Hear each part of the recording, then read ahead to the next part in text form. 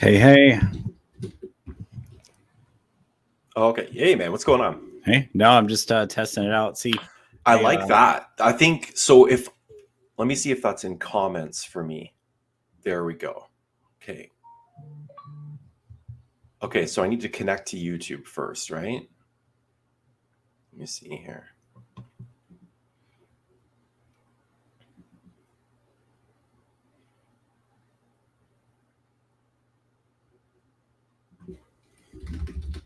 wondering where the private chat. There we go.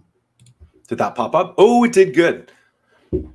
So comments obviously is what comes up for everyone, and private is for us.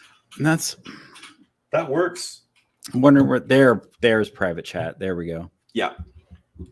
When I was on Josh's show, it was like just two side-by-side tabs. I don't recall the questions coming up when I was on with him.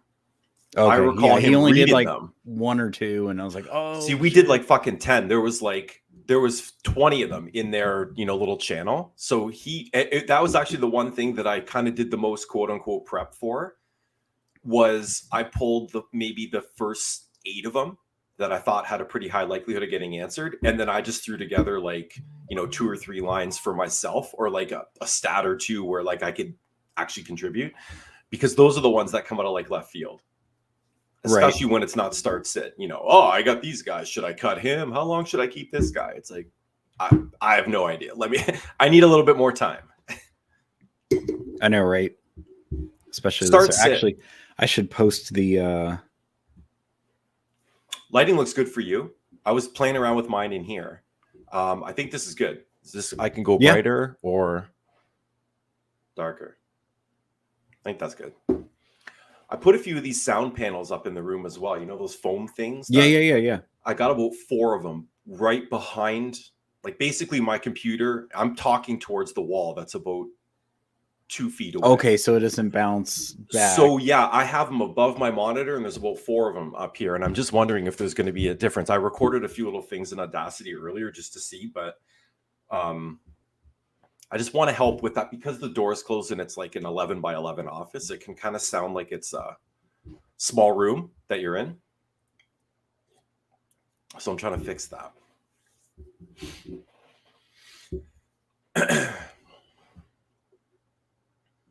So let's see the Discord here.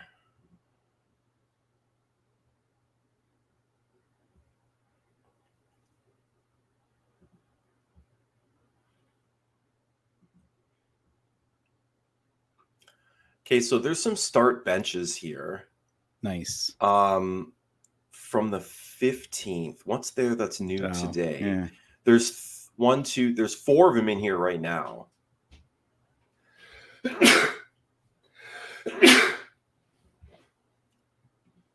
I'm a good muter, by the way, if I have to cough or sneeze. I coughed quite a bit with Josh. You have to do this for work. Mute. What do you do for work, actually, Alan? I'm a network engineer. Oh, okay. So I was going to say, do you spend a lot of time? Internet work. Okay. Yeah. Do you spend a lot of time on WebExes or Zooms or shit like that? Okay. I do as well. And there's an etiquette to it that I just have baked in. So like when I'm not talking, I mute. Like especially when I work from home. I gotta, because the kids might be running around or. That's right. I figured it was something like that. So wait, we've got M Payne 59 here. Who do I start? Toffoli versus Batherson. Rickson's got to start one between Urson, Dawes, Blackwood, and Merzlikins. So we could spend a little bit of time there. I need to bench one of these guys. I specifically need goals and hits. So he's got Kyle Connor, Elias Lindholm, Philip Forsberg, Rupe Hintz.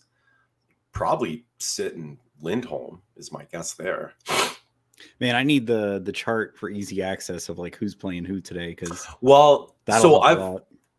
so I just tabbed out to look at whatever schedule planner, natural stats. Does the display look any different? It's probably a tiny bit brighter, right? Oh, your video? Like I say, like right now I'm checking out Frozen Tools. A little brighter. So okay. Because I typically do dip back and forth. There we go. I typically do jump out and check a stat here or there, but then I'll just tab right back into it. You know what the thing I have up right now, honestly, man, I'm going to keep my resources pretty simple. I've got a Yahoo tab open that's got the last 14 days total, right? And then just all players. So just who the fuck is doing good now? Because this is like a 1 day, right? This isn't anything to do with holding this player. It's just who do I start?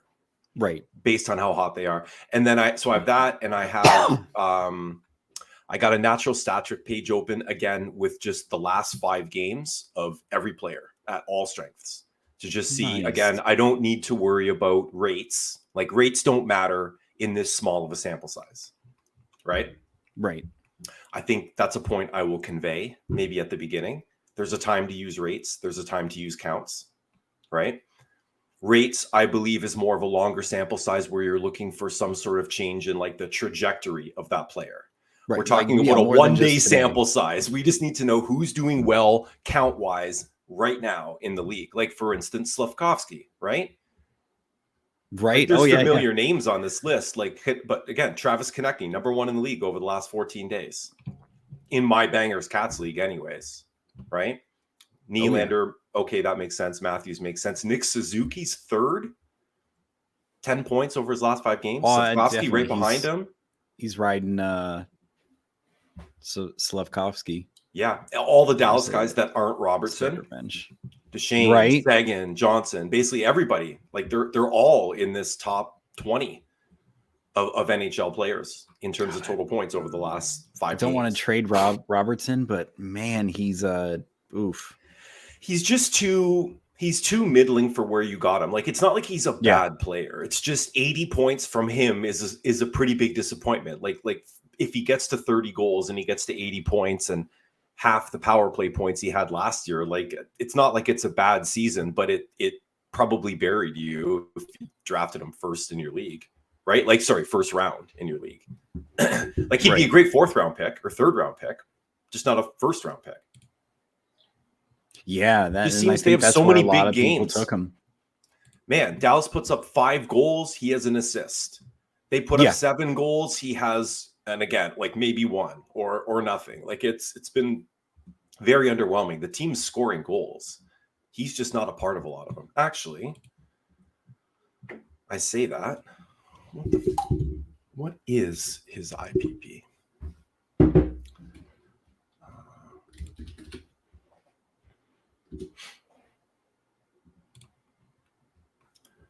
Okay, so this is what I mean. Like, if we were talking about Robertson, I'd like let you guys carry it for like 5 seconds, and I'd just dip for a second here and be like, okay, his IPP this year is actually 70. Last year was 76. His power play IPP is almost identical. So he's taking just less shots on goal. Even the 5-on-5 shooting percentage is a tick higher than it was last year. But he was taking 12 shots on goal per 60 last year, and this year it's 9.5. So all the other metrics are the same. Like, there's nothing. Corsi percentage, his percentage of secondary assists, right? There we go. So he himself is just not doing as much as he was doing last year. Can you see me changing the styles? Where would I notice that? Oh, I can. The style of the comment. Yes. Yeah. What do you think? I think you want it prominent when it comes up. Yeah, like, that's actually not. There we go. You're gonna type the actual question, right? Well, no, because we pull it straight from the comments. Because I can just go boom, next one. Yep. Boom. I think it should be prominent across the bottom. Okay. Just like that. Just waiting for Jay. He just woke up. Oh yeah, that's. And I didn't know about this comments thing when Jay and I played with it, so that's really cool. I like that.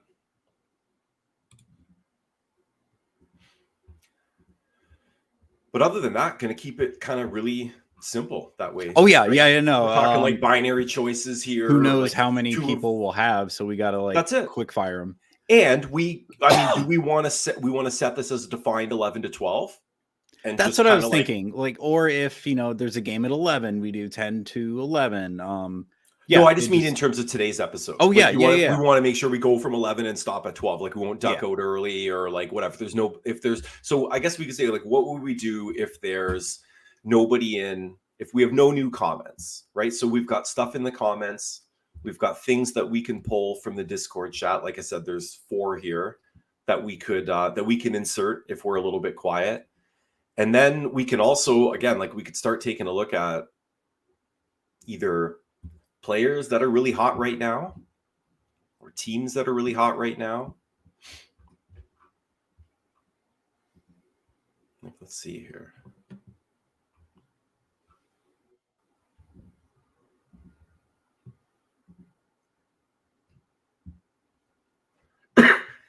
This is where your resources are your friends, right?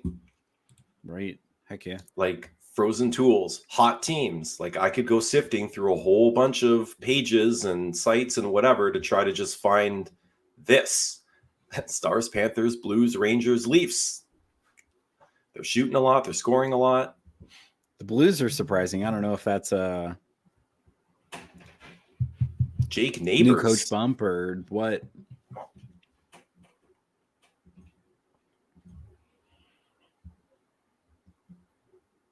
But yeah, let's see here.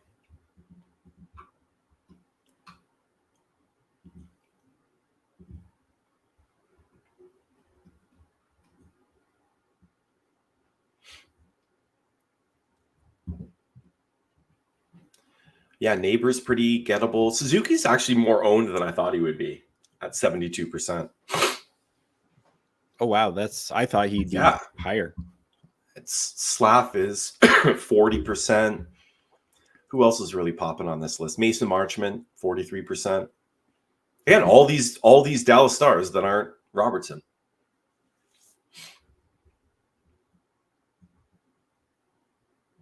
That sucks. Hopefully they get him going somehow.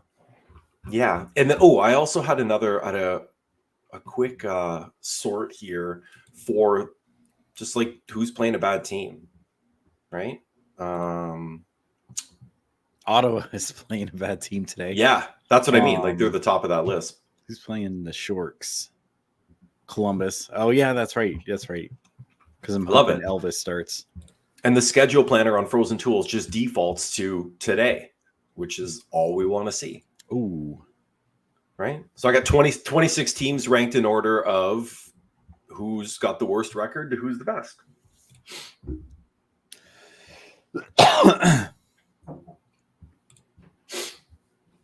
No, this is pretty solid.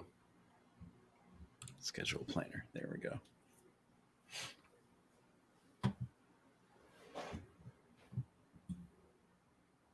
Remember we were talking last time about Detroit? They confirmed Reimer again tonight. They confirmed Reimer for today. I thought Lyon would play, but I mean, Calgary.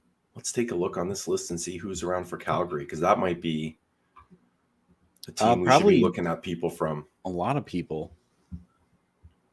Right. Yeah, like obviously Sharon Govich is probably super good to own with that tri-eligibility. Yep. Huberdeau's not 50% yet. He's 49% actually right now. But I mean, in his last 5 games, he's got 6 points. But yeah, I mean, if you get an opportunity to stream somebody against James Reimer, and I don't think the Detroit defense is any sort of, a juggernaut. Amazing, yeah. Yeah, so Kuzmenko, 49%, same thing. So this might be a night to fire up your flames. Sharon Govich, Kuzmenko, Huberdeau, depending on how deep you go back. Reimer hasn't played in a while. I don't know. That's what I'm saying. I feel like this has some of the makings of a trap game. You think like he'll come out and be like Reimer could come out good? And lights out like he was at the beginning of the season. Yeah, that could happen. Although we've seen the opposite happen so much more. Right.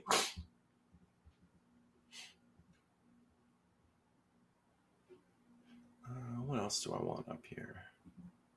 Again, like some of the stuff that I would typically go to for sure would be, the schedule, the season-long schedule. Don't need those tabs up. They're irrelevant for right now. Yeah. I do like the idea of doing a show with a coffee. With a coffee. Multiple coffees.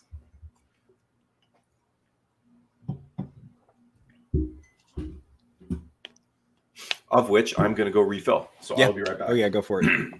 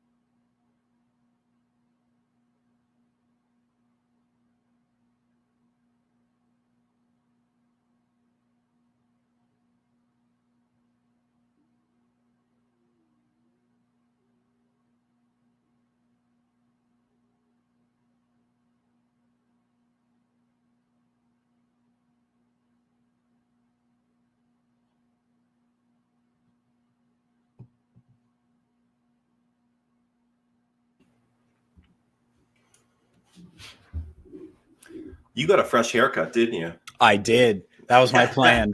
And then Josh threw me a curveball, and he's like, "Oh, hey, join my stream on Wednesday." I'm like, "Oh Yeah. man, God damn it! I was gonna make sure I looked all good for the internets."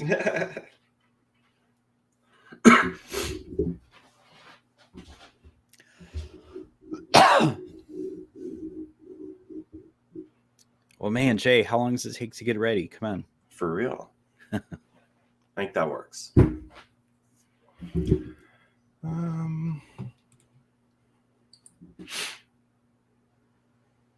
Trying to think of what else. I mean, the only drawback to showing the comments is then it doesn't show our handles and stuff.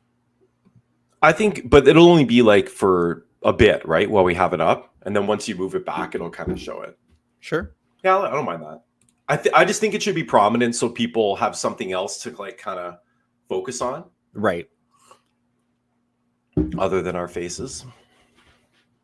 I mean, I don't know if I was watching along, that'd help me to see like what the heck they're looking at, especially since there is definitely a delay for when you that's right, when you click it to when it goes up. Well, no, like if you pull up the YouTube like stream like right now, it's for me it was like 20 seconds delay. Oh, okay. I have like not done 7. That. I don't know if it gives you the option to view it or pull it up somehow. I can always put it in Discord.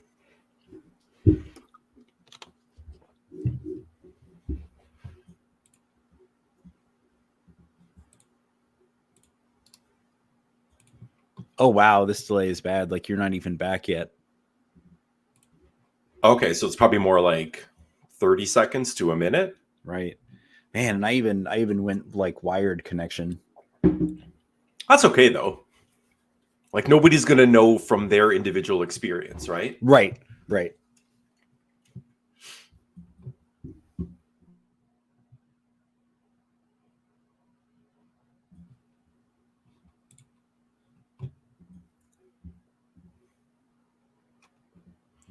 Don't need to have Audacity up.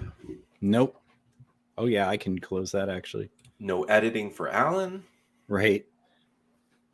Well, I always leave like whatever episode I was working on up just in case Yeah. there's a kerfuffle like that one time.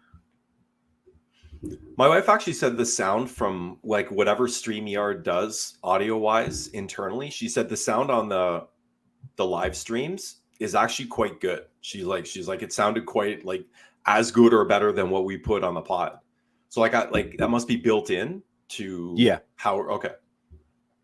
I'm assuming so anyway. That is not my wheelhouse.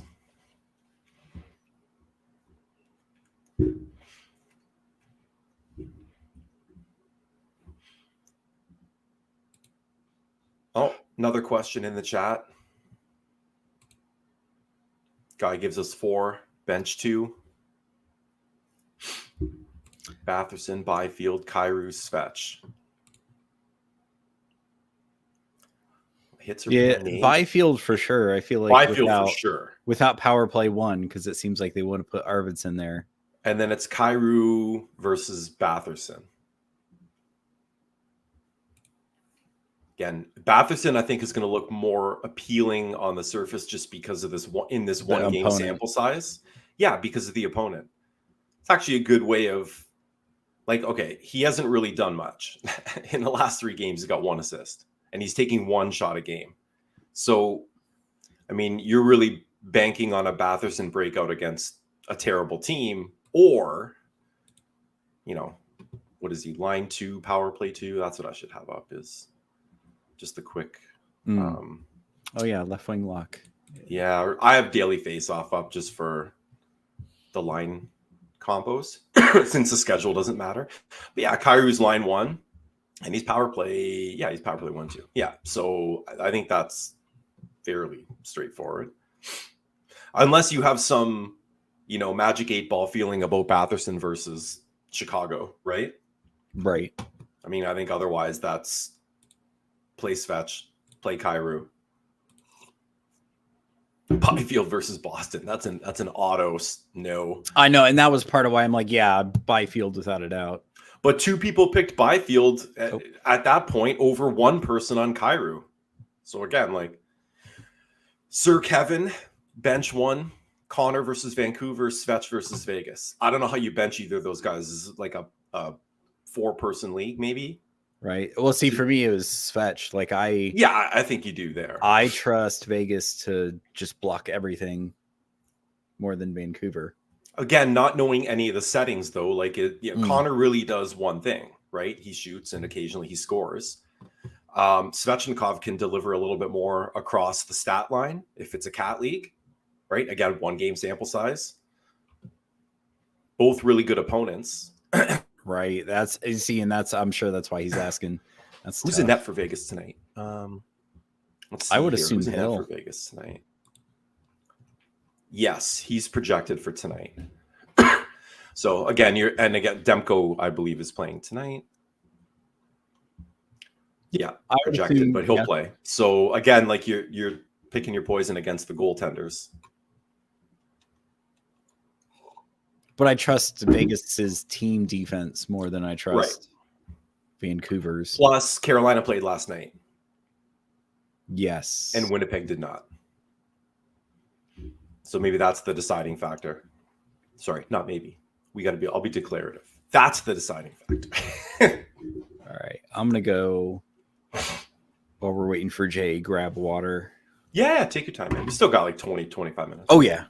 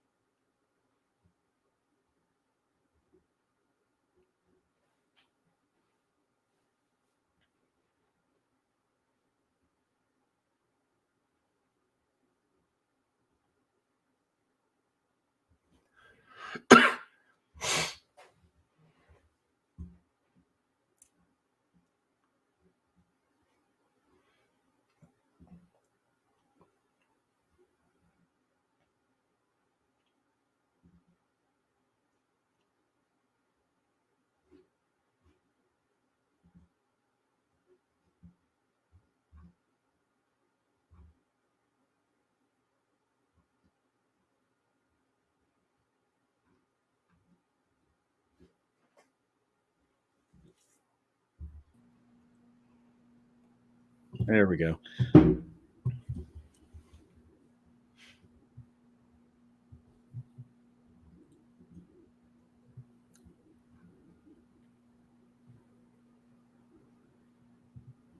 Yo, I like that. On the image that you shared. Right.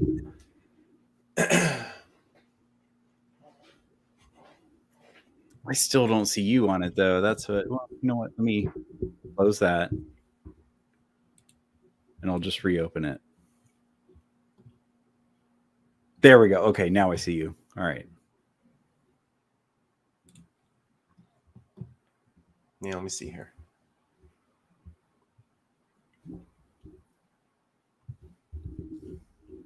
Okay. Actually, that was like, I think that was really close.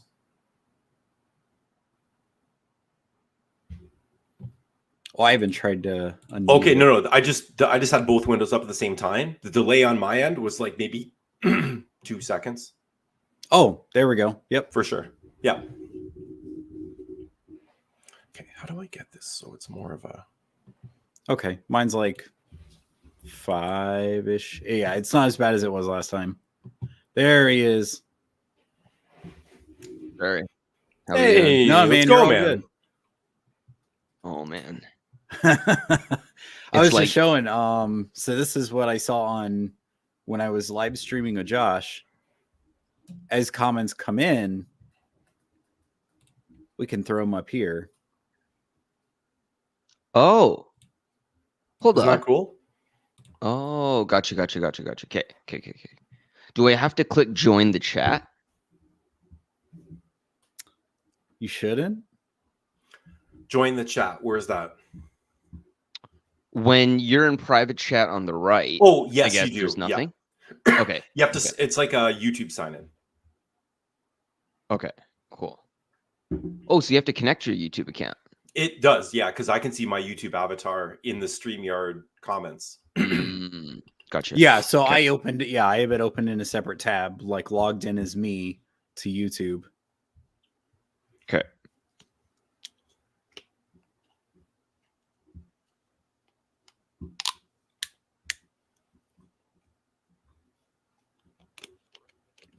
Mine just says my email. That's okay. I think you have to just pick an account, right? Oh, okay.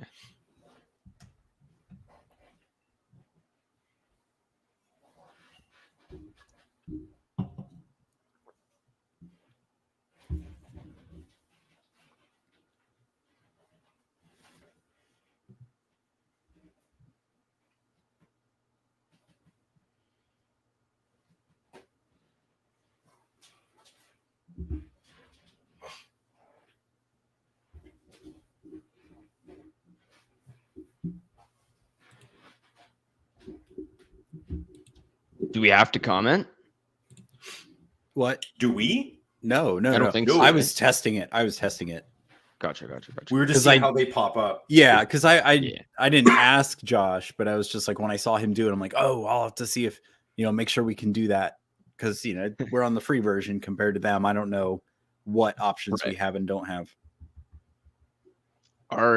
Are you both opening the YouTube as well, or are you gonna have that? I'm not. That's how. booth? No, not while we're actually Yeah. streaming.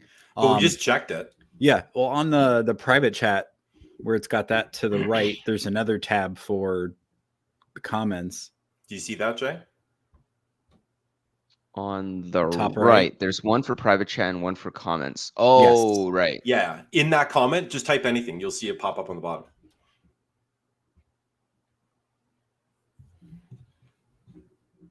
Right, or even I can hop in and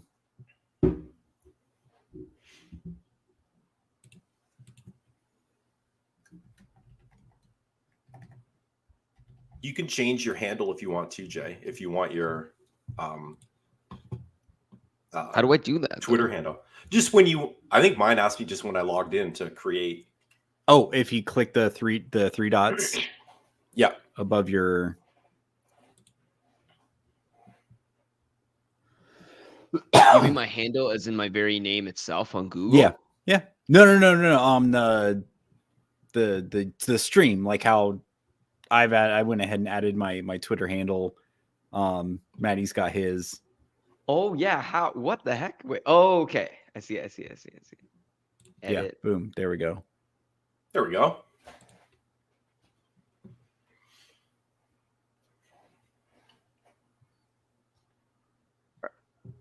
Does it show So- up?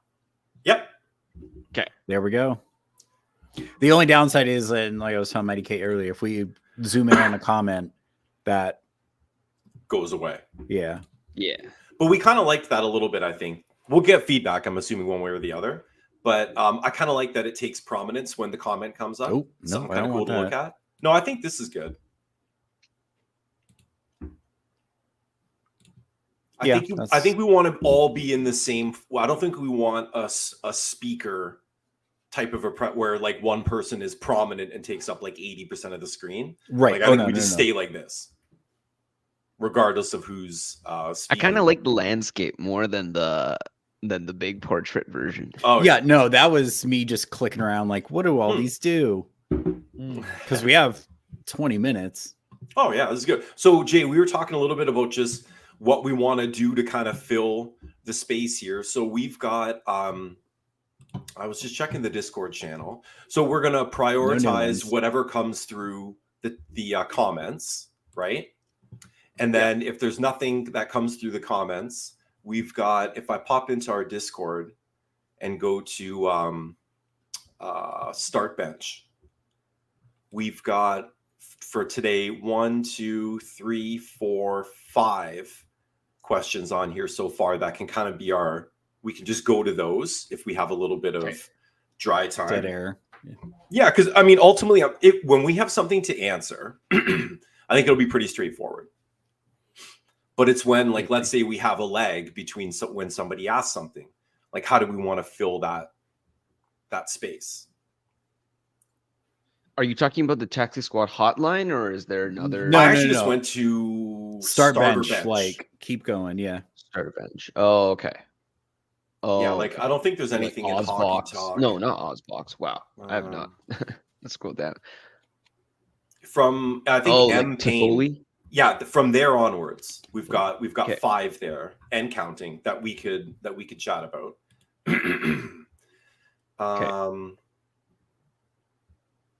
And yeah, like super small sample size. Like we're kind of who's hot right now. We're talking, I was saying, Al, it's kind of weird.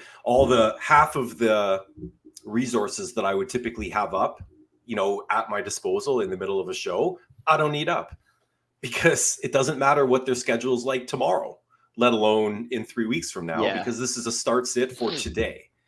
And with 26 teams playing, you really need to make shrewd decisions, right? Like even in my own league, I have to make a start sit that I thought would be a lot more difficult, but I've got one utility spot and I have Travis Konechny, Jonathan Marchessault, and Elias Lindholm, right? Or the other option is, do I sit Jason Robertson and play one of those guys in his place too? Because we were talking earlier, they're playing Edmonton, and I mean, he points every game, but everything's just so underwhelming. I don't think I can sit Robertson. So I have one spot, and I have Lindholm, Marchessault, and Konechny. That one's easy because Konechny's the number 1 rated player in my league over the last 2 weeks. So, I mean, you have to just roll with that. But I think that's the kind of thing that we're going to be digging into, right? Just super, super small sample size. Who's playing a shitty opponent today? If the Hurricanes started Kochetkov last night, they're really going to start Spencer Martin against Vegas. They are. That's what I mean. Madmen. That's what makes it difficult. Konechny versus New Jersey, their goaltending's a mess. Right. Marchessault versus, like you said, who is starting in net for Carolina, Spencer Martin, projected. I mean, unless Freddie Anderson's, by God, is that Freddie's music? I mean, Lindholm seems like the easiest option to sit of the 3 because they're playing Winnipeg and Hellebuck's playing. So, and I have Miller already. So, but yeah, Konechny and Marchessault for me, that's actually been a back and forth for me in my utility for 6 to 7 weeks now. As Konechny's gotten hotter and Marchessault gets hotter, they're both kind of like the same player in that regard. They shoot a lot, but they score in like bunches. They're not like mega consistent. So when they both get hot, quote unquote, at the same time, like Marchessault scored in his last 2 with 10 shots. Konechny, like I mentioned, like goals in 4 of his last 5. Like that's a really tough start sit. We talked about the goaltending on either side of that, with Carolina being weak and New Jersey certainly being weak. So, and that's maybe what we can do as a time filler as well, if we need to. Do you guys each have like a start sit in your league? I don't. Or one that you could make up and talk about? I'm sure you do, Jay. 26 teams playing out, and you don't have a start sit today? The only one, no, in listener league, like I'm set unless like the choices are easy, is what you're saying, yeah. Right? Okay. If anything, it'd be goalies, and it's just like I don't even want to do Talbot against Boston if he starts. I hope Rittich gets the start today. Yeah, for me, I guess this goes into the listener setup, but I think that's the part where I craft my team specifically for the purpose of not having to make these choices. So I purposely look ahead at a schedule. I will, play it all out. I will start my guys on weeks even ahead, way 4 or 5 weeks ahead of time, just to see who would start and who would sit in my lineup. And then based on that, I would make roster decisions, trading decisions, ads, drops, and yeah, it makes it easier for me because I think hockey is there's so much parity in hockey that I don't know, like especially going with what you described, if Marchessault or if Lindholm's going to play well on the day. And it's just easier if instead of having the two of them and having to make the tough decision, if I could, make a trade or make something like far in advance so that I'd never have this decision, it'd be easier. Obviously, it just happens that it's impossible not to have a start sit decision. You're not going to trade them just because they played at the same day. But well, I think, you know what, to be honest with you, in terms of a time filler, like we could go for a little while on just this one back and forth because like they have the same number of goals, 26 versus 27 on the year.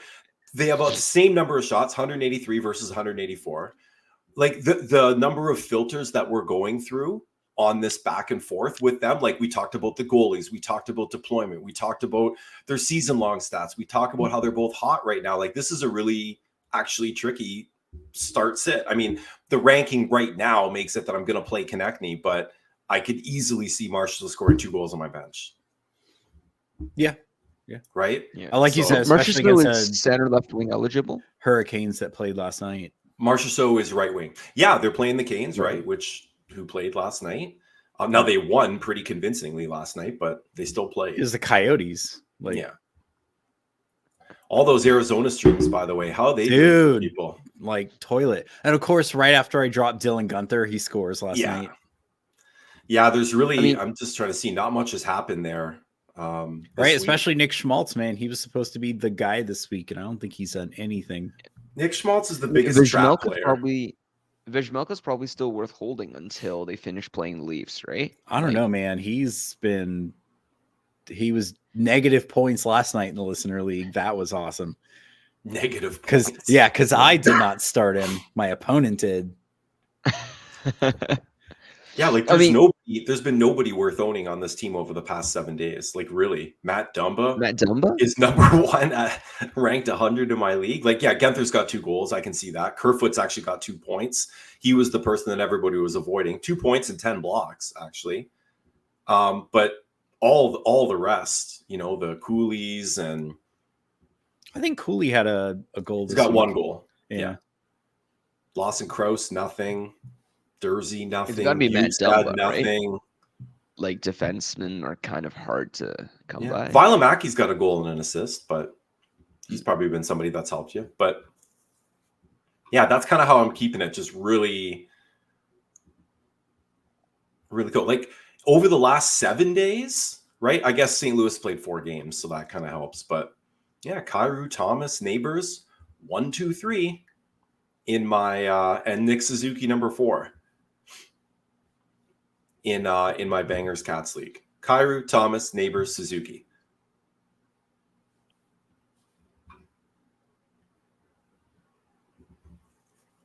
But I love the really short window.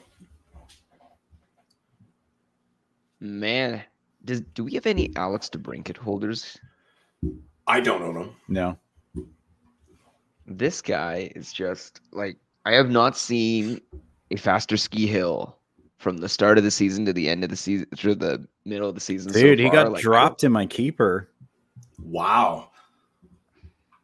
I mean, I'm hovering that red button too, but it feels bad. You know what I mean? Like I can't imagine I'd have someone else in the wire better long term, but in the short term, it really feels like he's really not doing much. Like he's now downgraded in everything, right? Like line 2, power play 2. He's still dual eligible, but I don't know. only 4 weeks left of playoffs, right? So we don't exactly have an extended window for people to start turning something around or seeing, rates expand into more production. Like the window is getting shorter and shorter for the regular season. So yeah, we kind of need to know who's doing stuff right now. Yeah. And honestly, like they need to do stuff for me right now too. Yeah. Well, we And talked about St. Louis being great down the stretch. They've started it already, right? We said these are guys that you're going to think about cutting and maybe take a second thought, right? Because their schedule's great down the stretch. You could buy almost all of their first line minus like 1 or 2 guys, pick them up right off the wire. And not only that, they've been crushing it lately. So, I mean, I think we can do a little callback to our own advice to people from a few weeks back. Honestly, just be like, hold on to these players. Who are you picking up that's, that was worth dropping Jordan Kyrou? For the one, like Right. when they had a good schedule, 1 bad week, and then like 3 weeks coming up of great schedule. So who did you draw? Who did you pick up, in place of that? Because you're probably wishing you didn't do that. And then, like I think it was starting this week or next week or whatever, but it was like Winnipeg and the Ducks both had the higher end of games left. And then more than half of them were on off nights. Yeah. And some gettable talent on both of those teams. Yeah. I'd say right now you could probably buy low on Kyle Connor. Yeah, I agree. Since coming back, he's done next to Not nothing. much. Guys, I'm going to heat up this coffee. Oh, yeah. I'll be back in a minute, and we're good to go.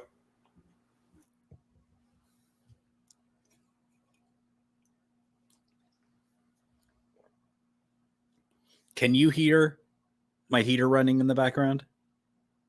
I cannot. Sweet. Okay. Because I have to filter that all the time in Audacity, but it's good to know that this has like that smart kind of noise filtering. Oh, got ya. Man, if anything, I'm like, do you hear the audio background for me? No. Interesting. No, actually, even in editing, like you have like the least background noise. Interesting. Like I always have to like the first thing I do is find like a silent spot and then just grab that white noise in the background and filter it.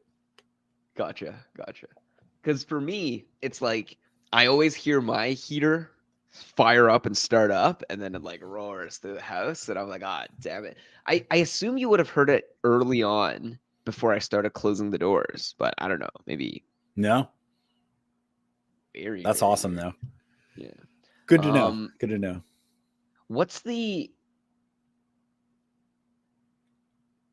ideal team we could suggest if any listeners ask about, like, I'm just on the outside looking in, but I have a good playoff schedule rolling, no, not playoff schedule. I have a good end of season run. Let's say it's like I'm against like winnable teams and all that stuff. Do we have a team we can suggest to the listeners? Today? Maybe Tampa Bay? No, today. Like you're asking for today? Yeah. I'd say Ottawa because they're playing the Blackhawks. Oh shit, Edmonton is. Sorry, I'm just looking at the schedules ahead for like week 19, 20, 21, 22. Oh, okay. Edmonton's Edmonton's got a pretty good week next week. 3 straight weeks of 4 games. Yeah. That seems pretty good. I just need that Nuge and Kane stack to carry me. True. Yeah, because even in my keeper, like the only person I might be able to slot in somewhere is Adam Henrique, and I'm like, not against Toronto. But the guys I would bench, no thanks. Like Dylan Larkin, Robertson, Josh Norris. Like, nah, Henrique is the bench.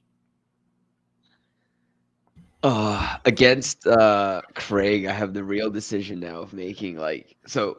Oh yeah, didn't you pulled ahead, right? I pulled ahead by 47. Oh, that's nothing on a day like today. Oh yeah. Yeah, I'm projected to win by like 70 points. So it's the question of if I wait, I'll probably wait for the games to finish today and see what happens, but I might drop a player playing tomorrow. Oh, if you're that If I have a confident big in your enough lead. If I have a big enough lead. And then Yeah, who is head playing start at tomorrow? 19. I think some of it's the Stadium Series. Oh, is it? Here. So it's like what, Islanders, Rangers is one of them. Pens, Colorado, Colorado, Arizona, Arizona. There's only a couple Islanders, games though, LA. right? LA, Pittsburgh. Six teams playing. Yeah. So 3 games. Okay. 3 games. How do we want to intro this? I just assumed it'd be one of those like, hey everyone, welcome to our first Sit Start Saturday. Just explain that like, hey, the format is like just in the comments, don't be overly descriptive, but be kind of descriptive. Be like, oh yeah, points, bangers, like who do I start between these guys? Like Okay. league with who do I start? We can maybe set it up too that we've got some we're looking for some start sit options from the chat. We've hit our Discord channel up. We've got a number of options that we can pull from there as well to chat about. And guys, we have our own leagues, right? So we can kind of use that. Yeah. Just like I was telling Jay, like in my keeper, like the only thing I really have is Henrique is on the bench, but then I'd be benching someone like Larkin, Norris, Robertson, Evander Kane's peripherals kind of carry him. So I'm like, yeah, Henrique is the bench. Yeah, he's been playing well lately. I don't know against Toronto. You never know. Samsonov could be brick wall today. They're going to be behind a lot, is my guess, and they won't have the puck a lot. So that's not really a recipe for a lot of performance. But yeah, I think that's good if we yeah, you know what, Alan? Yeah, you intro it. I like that. Okay. Yeah. Do we want to throw all those questions together in a doc, or we like write some notes on it, or no? 2 minutes is too short for that. Yeah, it might be. Oh, for an intro? Yeah. Well, not an intro, just like like basic thoughts you'd have, or do we want to just speak off the cuff for like, let's say, who do I start? Toffoli, Batherson. Yeah. Oh no, I mean that was kind of the point today is we don't want to have too much research. It's just kind of like we're going to help confirm people's biases. Yeah, really. Okay. If you want a strong like helping of a heaping spoonful of confirmation bias, you came to the right place. Boom. But they, you know what? I think what we'll do for the Discord ones is we'll like again, one of us just tab out and just read the person's name and the question, and just kind of let them do their thing. So we've got that. We've got our own ones, and we've got stuff from here. And even just a bit of back and forth at the beginning, too. Like, we don't have to dip right into a question. Yeah. Unless we have one. All right. Wait until 11. Then I will make it public.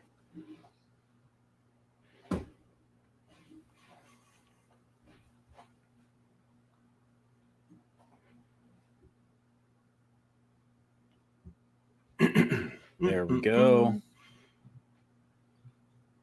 Then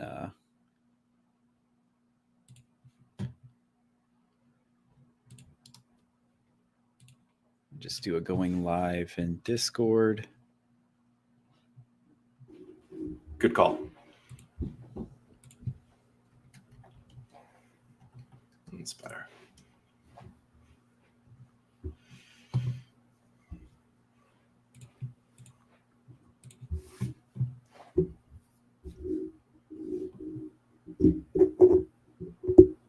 No eyes yet. Come on.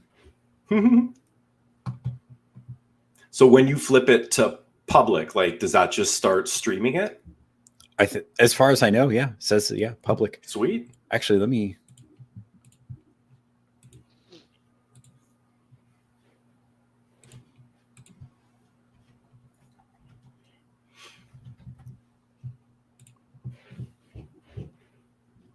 Yeah, there we go. I searched 5 Hole Fantasy Hockey, and we are Boom. live. It's showing live. Well, then we're live, fellas. This Yeah. is fantastic. Yeah.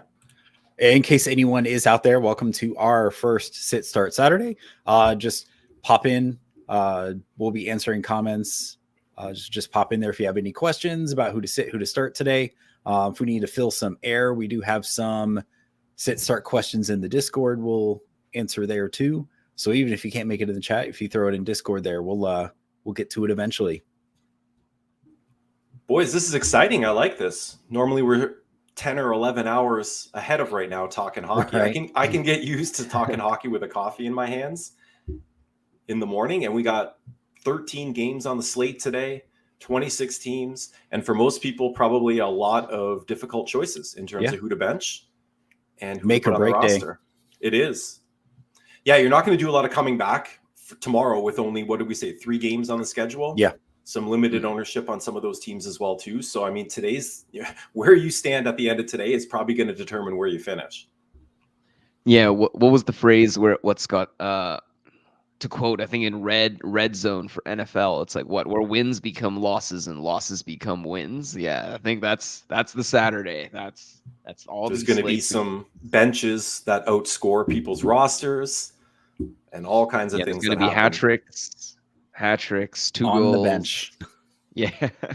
But this is great. You know what, guys? We haven't done anything like this before. So this is kind of like our moon landing, except this one actually happened. Ooh. Oh, It actually did happen. So Yeah.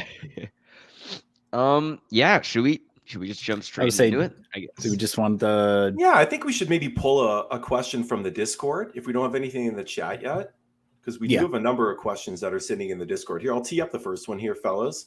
So we have a question here from MPayne59. He's got a pretty straightforward, who do I start today? A bit of a binary choice. Tyler Toffoli or Drake Batherson. Actually, the votes on this right now are pretty evenly split in the chat. So to you, gentlemen, who are you starting? I like Batherson against the Blackhawks much better. I think Jersey's playing Philly today. You know, Philly's going to get that goal support. Urson's been pretty hot lately, assuming they start him. So for me, it's Batherson, even though he himself has been cold. Yeah, I definitely trust Ottawa more so than Jersey right now, and I think it's just a quality of opponent. Like the Blackhawks we talked about before, I think they've lost how many games in a row it is.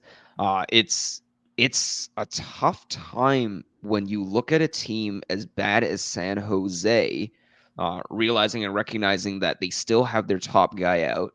Their second line center was out for most of the season as well, and now Hurdle's gone on to IR. And that San Jose team is still somehow ahead of the Chicago Blackhawks. Like the Blackhawks are a dumpster fire. It's a bad team. I definitely want a forward that's playing against them, especially on Saturday. Yeah, so I'm picking up all of that, fellas. I am going to play a little bit of devil's advocate here, which is, I mean, Toffoli's deployment is certainly much better than Batherson's. Batherson really hasn't been doing anything over the past 4 or 5 games. Like, we're talking 1 shot on goal per game.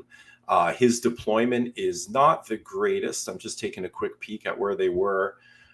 He's line 1 with Tkachuk and Norris at even strength. And then he's on power play 2. Stützle's down there as well too, but he's on power play 2. So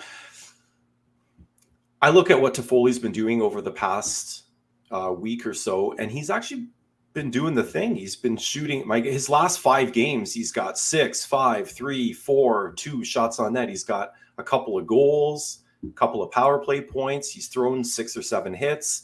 So I think in a vacuum of 1 game, I mean, I guess not for nothing as well, he's got left wing, right wing deployment, where I believe Batherson's only right wing. So again, depending on what your individual roster looks like, this might be a bit of a trickier one than I thought. I really do like the idea of Ottawa against, their opponent, but Batherson, we're hoping that Batherson, this is his inflection point in today's game, whereas Toffoli's actually been doing it. So I might lean Toffoli in his deployment in this particular setting, but I don't begrudge anybody for trying to take the layup against a really terrible Chicago team. I think I definitely didn't peek under the hood as often, and it was just a gut punch reaction. I might go to Foley as well now, looking at it a little bit, like especially since New Jersey. Just even looking, I guess this is recency bias from their last box score, but it kind of does seem like their line 1 and line 2 are very crystallinely defined. And further, the difference between a line 1 player is around 21 minutes, and a line 2 player gets 15. Creeping up onto 16 minutes. That's a big swing. That's 2 extra minutes a period for I guess your line 1 to do some extra shenanigans. And yeah, I don't know if Ottawa's got that big of a swing in that way. And I think anytime you get a bona fide line 1 setup where you're playing those guys 20 plus minutes a night, it just gives them more run to do something and get something going. It's the Blackhawks, though, Jay. It's the Blackhawks. And you know what? They are, with him getting the line 1 deployment at even strength with Brady, like that is, he's going to play significantly more time in that setup, even if the power play does come into play a lot. I don't know how many power play opportunities they're going to get against a really poor opponent like Chicago, but I still think my lean is Toffoli, but like I say, I can see the other side for sure. And I mean, I agree. Toffoli's probably the better player. I don't know. Philly, man, it's a Torts team. They play that really tough defense, and they provide support to their goalie. Yeah, I guess that's the crux of the issue at the end. That's what makes me steer toward Batherson. Yeah, it's like player-wise, individually, based on deployment, based on opportunity and run, it's definitely Toffoli. But then team-wise, I think you can probably go as far as the roads go, right? Like defensive Civ, basically just defensive Torts. Rick right? Wall, I guess it really depends which one affects you more. I don't know. I think I'm gonna switch to Toffoli. I can't switch and switch back again. Yeah. First choice was a tough one. So I think we got a pretty good understanding there where we're going. We do have a number of other questions here in that chat. So you know what? Let's stay in Discord here. We're going to go to Rickson, who's got oh my gosh, good thing our boy Craig isn't on here. We immediately come out of the gates. Be like, I give up. I give up. That's it. Yeah, roll the 4-sided dice and pick whatever one comes up. So no, he's got a start 1 question here. Wins are worth 5, goals against are worth -3, but saves are 0.6. So you've got that 5-to-1 ratio between saves and a goal. Shutouts worth the same as a win, which is a 5. And we've got Samuel Urson, Nico Dawes, Mackenzie Blackwood, and Elvis Merzlikins. He's got to start one of those guys. And we'll have to assume that they all start because we don't have confirmation on a lot of these guys yet. I mean, for me, it's Urson. I just trust that Torts defense. He's definitely got the best team in front of him of those options. And I feel like Blackwood, Merzlikins, like, man, all 4 of these guys kind of play each other. Blackwood and Merzlikins, that could easily be a 6-5 barn burner. Or a 2-1 goalie duel. Goalie headstander. I don't know.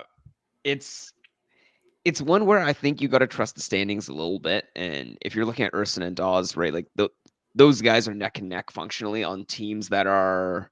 Oh, actually, not really. Philly's pulled a little bit ahead of the Devils here. They got a 7-point lead. I think they're still third in the Metro. I would say if you trust the team playing. Or I guess if you're trusting what the team has shown you all this time, Urson's playing on the best team, and not only is he playing on the best team, but he's got the best team set up. And so I'm inclined to agree with Alan there. If I was to play any devil's advocate for any other team, I would probably say Merzlikins specifically because if you're playing a shitty team and you're hoping to get a win and snag those 5 points, I mean, you probably can't go much worse than the team that's going to get the San Jose Sharks on the Rota, second worst team in the league. The only Yeah, problem I is mean, hockey's not. that's right. I'm seeing Tarasov projected, so we'd have to first see if Merzlikins actually plays in that game. But assuming he does, I mean, there's only Ottawa is playing a worse opponent in terms of schedule than Columbus is with San Jose. So on paper, that one seems like a pretty good place to push your chips in. Otherwise, you just go with the strength of the team for me, which would be Urson. Blackwood, again, if the He's gonna stats were he's get a lot different, of saves. that's what I'm saying. If the stats were different, if it wasn't that 5-1 ratio saves to a goal, if it was maybe more like 1-7 or 1-8, and it really rewarded volume, I might lean towards Blackwood because that's been his thing all year. They're not winning, but he certainly gives you more quality starts than he should and a ton of volume. So I think we're all in consensus here on Urson for that, right? Oh yeah. Yeah, All right, click that big fellas. red button. Yeah, I was gonna say we'll add to that total there. Make Urson really look like he's pulling away. So we do have another question here from the Discord coming in from M Bogdan O. I need to bench one of these guys. I'm specifically in need of goals and hits for the most part. So it's 4 players. He's gonna keep 3 of these guys and he's gonna bench one. We got Kyle Connor versus Vancouver, Elias Lindholm versus Winnipeg, Philip Forsberg versus St. Louis, and Rupe Hintz versus Edmonton. So one of those guys has got to sit. For me, it was Hintz. Yeah, goals and hits specifically. So you're going Hintz. Mine again. I'm. There's certainly a couple players on here that you're not going to bench. One of them's Philip Forsberg. The other I would be Kyle Connor for sure. So me, this is a bit of a binary choice between Hintz and Lindholm. Lindholm's pretty hot lately since coming over, but they're playing Connor Hellebuyck and the Winnipeg Jets. So even if he is pretty hot, that's going to be a pretty tricky game, and an elite goalie to score on. But Hintz versus Edmonton, we know the type of wagon that they've been, and more importantly, what Hintz has and hasn't done this year. So I think I'm going to side with Alan here. Hintz to me is the guy that we should really, in this very small sample size, look to have a seat. I mean, and that's what Dallas guys doing a ton over the last couple of weeks. It's just not Hintz and it's not Jason Robertson that's doing it. It's Tyler Seguin, Mason Marchment, Matt Duchene. These other guys are having, these other guys are having, they're contributing. It's not like Robertson's terrible, but when he's got a goal and 3 assists over his last 3 games and his line mates are lapping him with 6 and 7 and 8 points.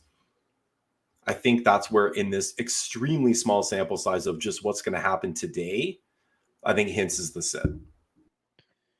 Yeah, I think I'll devil's advocate a bit and say, hey, look, if there's going to be a team that, or I guess any of these guys that are due, so to speak, for a, positive regression. I know Matty K was saying that phrase has got to die, but if there's, on the average, one guy's going to end up breaking out and doing something like maybe against Edmonton, but that will be counter logic, so to speak. If you're following logic, it should be pretty simple. Isn't Pickard playing today? So I don't even think it's Skinner. Yeah, I guess so. So it would be, like if there's a day for the King to bleed in Edmonton, it would be tonight, right? Like backup goalie. I don't think they play. It wasn't a back-to-back, but it's just no. I think they were just giving Skinner a break. Yeah, who's hosted? Oh, that's a good question. Not that it really matters, probably, but I mean, they friggin' won 16 straight games. Didn't matter if they were winning on home ice or on the road. But actually, let's just add it. Yeah, I'm gonna join the throng of people with Rupe Hintz. It's not that any of the other guys can put up an absolute stinker as well. Kyle Connor's not without his fair share of forced shot, nothing else games, but yeah, it's Pickard today. Yeah, I was gonna say Pickard's confirmed for today, and I like the conversation back and forth here, guys, because when we're typically doing our other shows, we're taking a bit of a longer view. Sometimes it's season long, sometimes it's playoffs, sometimes it's just the full week that's in front of us. And for a start sit show like this, it's kind of nice because we really get to narrow that aperture down to just what is happening today.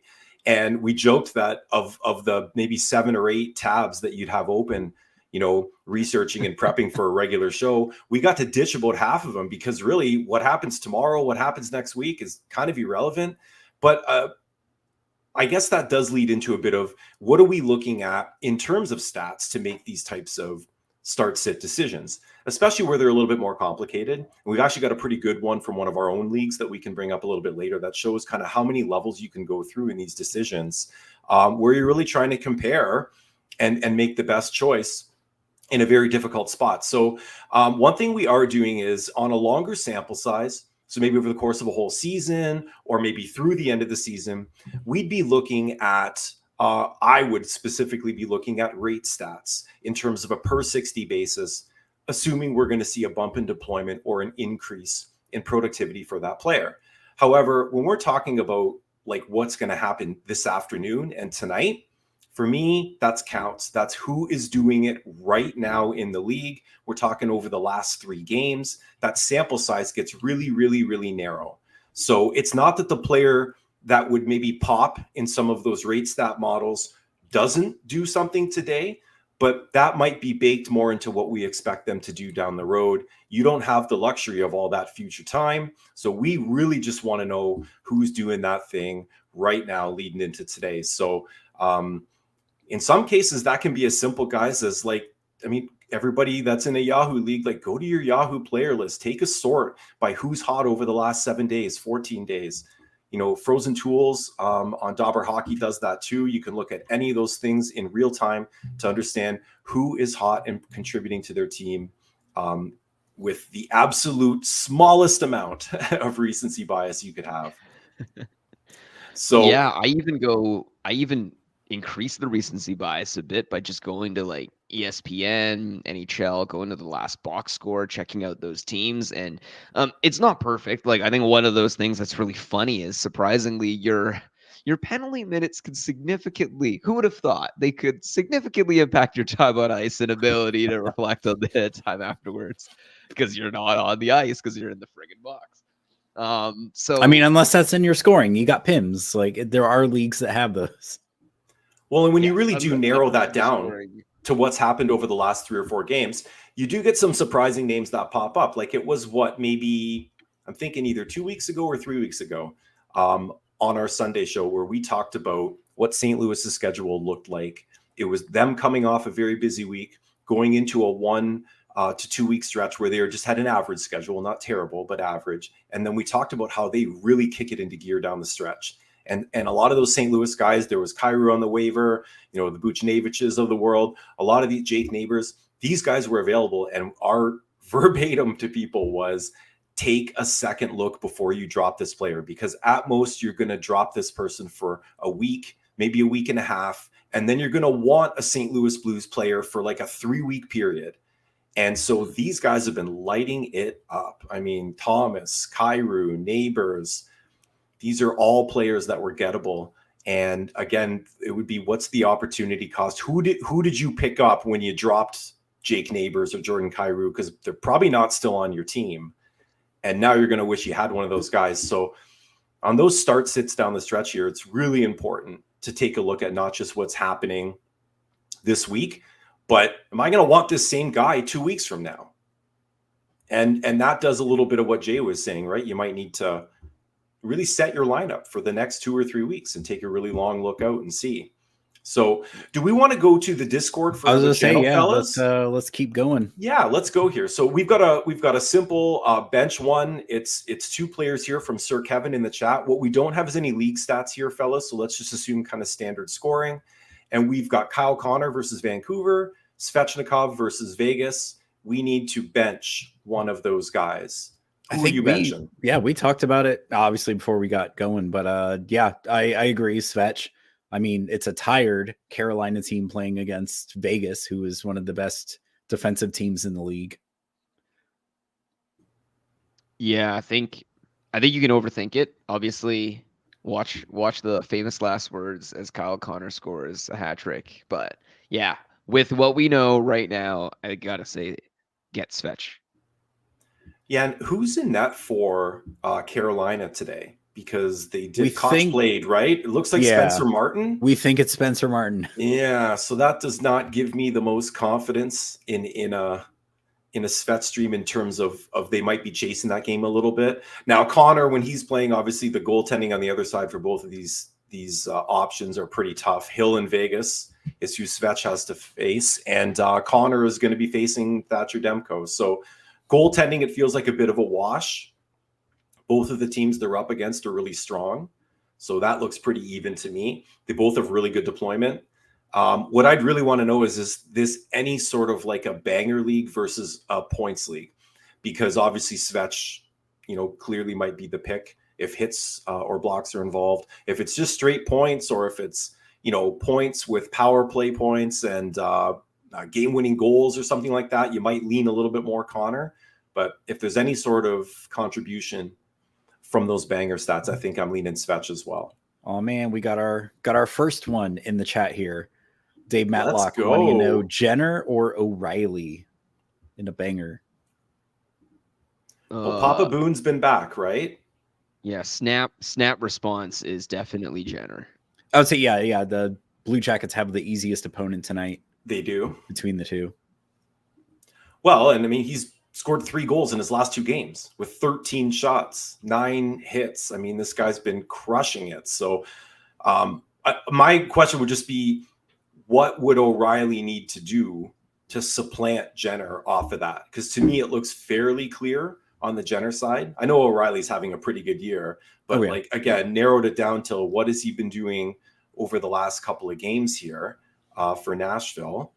He's got 2 goals and an assist over his last 3. But like last game, he put up a complete line of donuts and they got pounded 9-2. So in a vacuum for me, I'm going with Boone. The other question is Jenner's center left wing eligible. So who's on the left wing to possibly slot Sid. Riley in as well in the center and Jenner shifting to left wing? See, that's why, Jay, you go to those places. I didn't even think about like, oh, maybe we could play both these guys. And who's the Right. other option? But I think between those two, yeah, Jenner's, I mean, I don't know if you held Jenner for that long or you picked him up off the waiver, but nice IR job there, Dave. plus. Absolutely. He's going to help your team down the stretch for sure. All right, so I think we tackled the Svetch versus Kyle Connor. We got the next one here from Nashville, bench 2, and he gives us his scoring here. Batherson versus Chicago, Quentin Byfield versus Boston, Kyrou versus Nashville, and Svetch versus Vegas. Oh man, I see. Well, it feels like Chicago throws me a little. Quentin Byfield's, I think, the softball, right? Like he's the lob. You obviously Right. bench him, and then afterwards, I'd probably say in terms of player, I'm leaning Batherson, and probably Batherson, even to the point where even if it's Chicago, right? Like I still think you can't, like, there's some guys where yes, they could have an off night, but you should just start your starters. You start your core, you Your keep studs. them, and I think your studs, Kyrou and Svetch fall into the core category for me. I'm definitely, again, I agree. Byfield is kind of the softball, especially since it sounds like he's lost power play 1 to Arvidsson. I think I'm sticking to my guns on Svetch here. Agreed. Yeah, that's tough. I think we go Byfield's the easy sit, but and then this is basically a bench 1 between Batherson, Kyrou, and Svetch.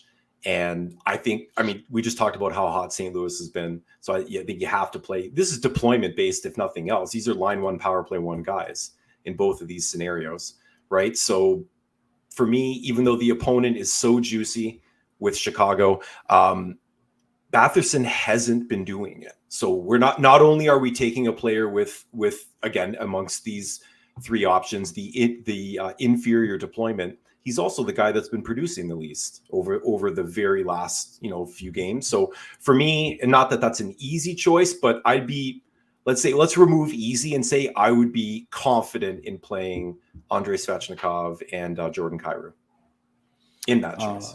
Okay. Well, looks like we do have one in the chat here. Jason, Nick Waugh or William Karlsson tonight and longer term? Easy Carlson. I feel like but really. easy Carlson. But the other part with Waugh is that he's also right wing eligible, so there's again the opportunity to start both of them if so desired.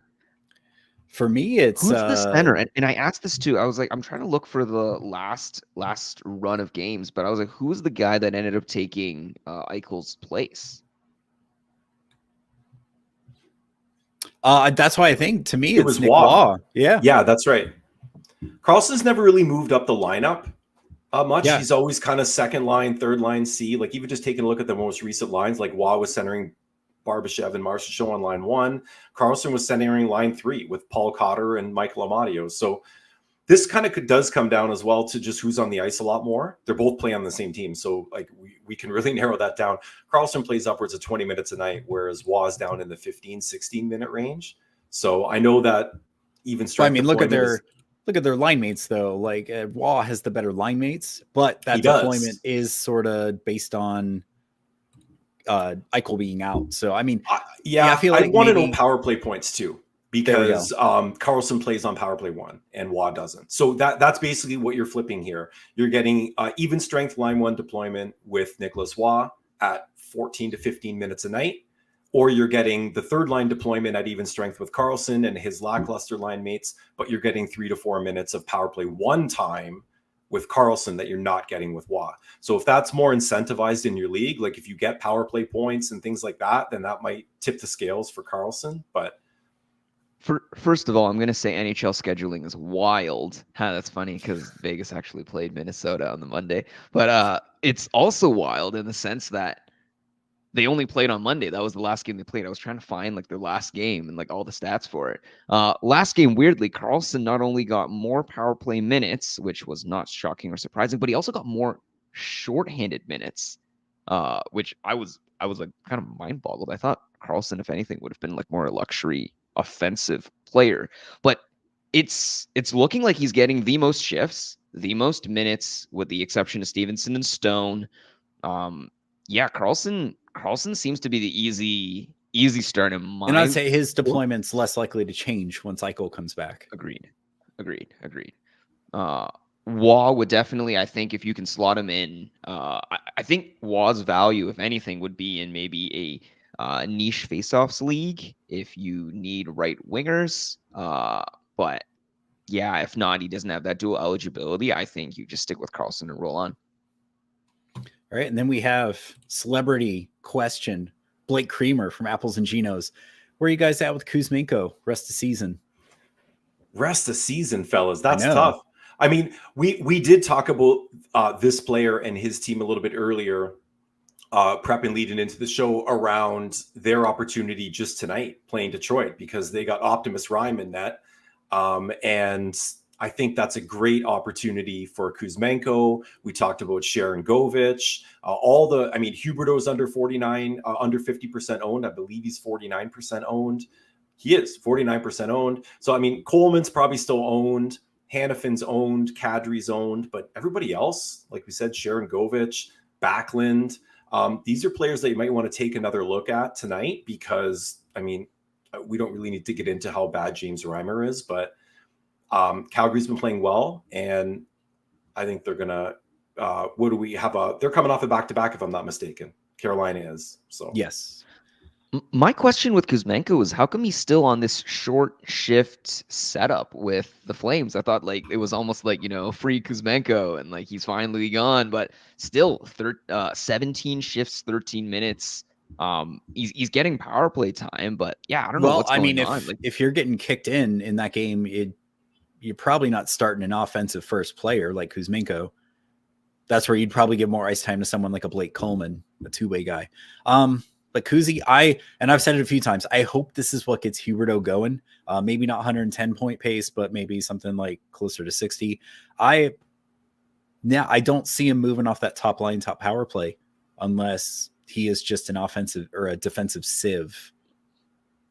He's playing with the other guy on Calgary I'd be excited for him to play with, which is Sharon Govich, and Huberto just happens to be on the wing on that line. But I like it. And again, for the sample size of even just looking at today's games and a start sit for today, if you've got an option between one of these Calgary players and one or two other players, I would really put an extra +1 beside Calgary in terms of just the matchup and tilting the scales a little bit in their favor.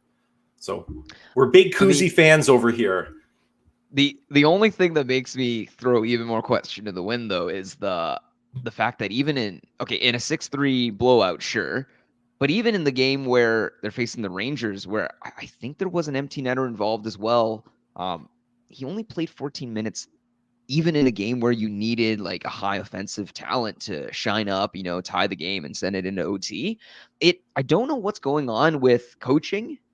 And it's literally not just the Flames or setup. And I mean, if you go through multiple teams and you still end up with similar deployment, is the problem the environment or is it the player at this point? I don't know. I would say there is a ton of offensive talent in Calgary at the moment.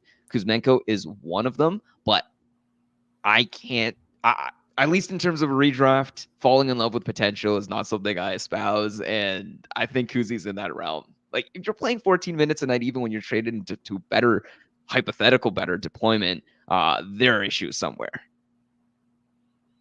And that could be just a systemic thing. Like, as he gets more trust, he might get, more ice time. Absolutely. So we've got, I think there's another couple that have come in through Discord. We also have our own start sits, boys. We're in leagues. We have decisions to make today. Right. So how about we'll give the chat just a break and the Discord a sec to catch up, and maybe we'll dig into something within our own leagues here. So I know we talked about a couple scenarios leading into it, but I've actually got a bit of a tricky one in my own home league today.